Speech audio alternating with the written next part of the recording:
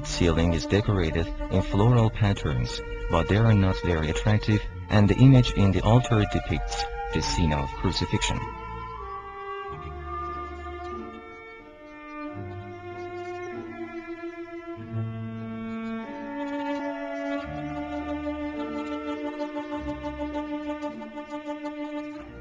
The dome of St. Caterina Church, which is often called the convent, is located in the central axis of the construction. There are no traces of the building's history. There are no special stands for women and commoners either, because this building is not a public church. This is where nuns were trained for hardship and years of solitude.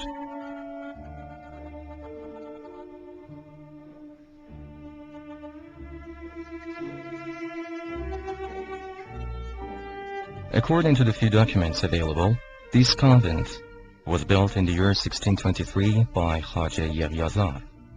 It is older than the Church of Bethlehem. The nunnery was deliberately constructed in a severe and rough style to be devoid of any worldly attractions and beauties.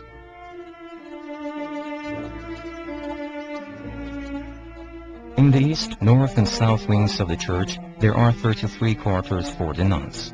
They are humble and small in size, to the extent that a tall person is forced to bend down to avoid hurting his head. The doorways are also small and the passages are quite narrow. These may be intentional as they are symbols of the last journey or the human loneliness in grave.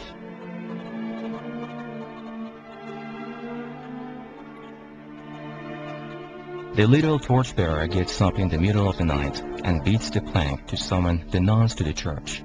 They gather in pairs in front of the altar and reciting the gospel until the first rays of the sun appear behind the mountain tops.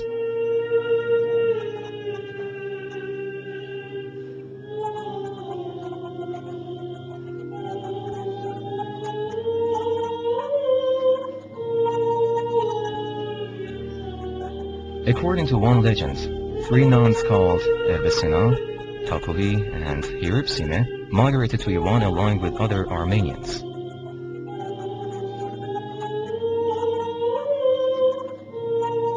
The St. Caterina Church was once repaired in 1842, and a large hall was annexed for entertaining guests.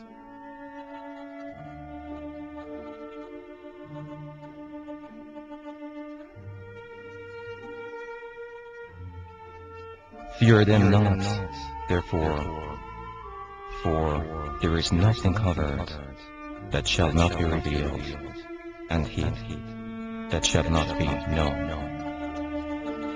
What I tell you in darkness, that speak ye in light, and what ye hear in the ear, that preach ye upon the housetops. The date the Hufanes Megaridich Church was constructed is mentioned in an old and worn-out parchment. It was first dedicated to Saint Mary, but after a popular legend was associated with it, it is now called the Saint John the Baptist Church.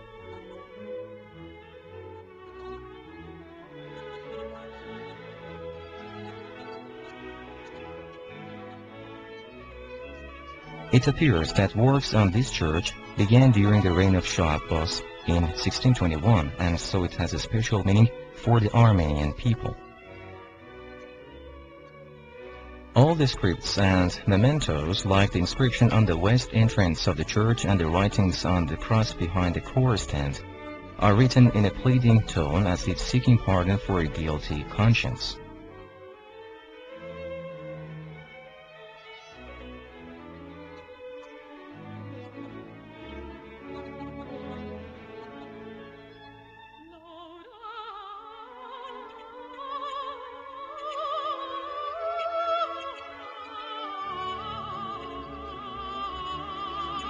He saved me when I have fallen, for He is the Lord who riseth the fallen.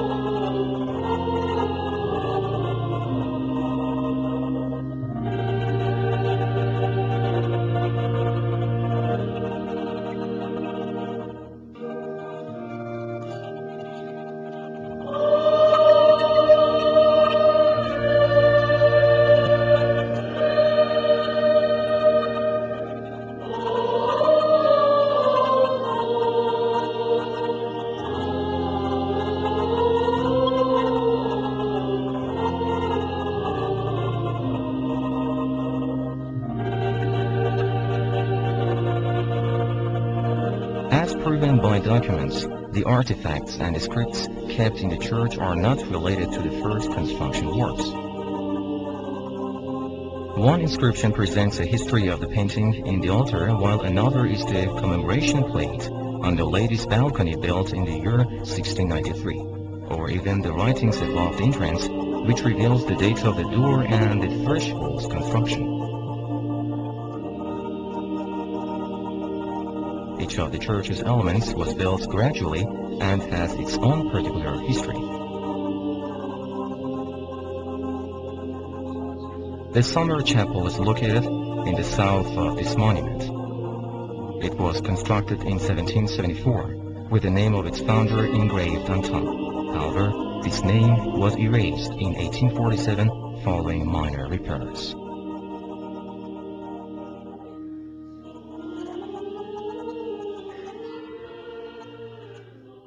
Julfa beckons us with its people.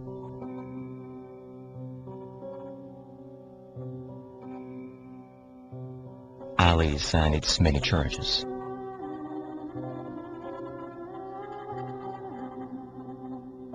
It calls us to reach the infinite limits of 1,000 years' dream.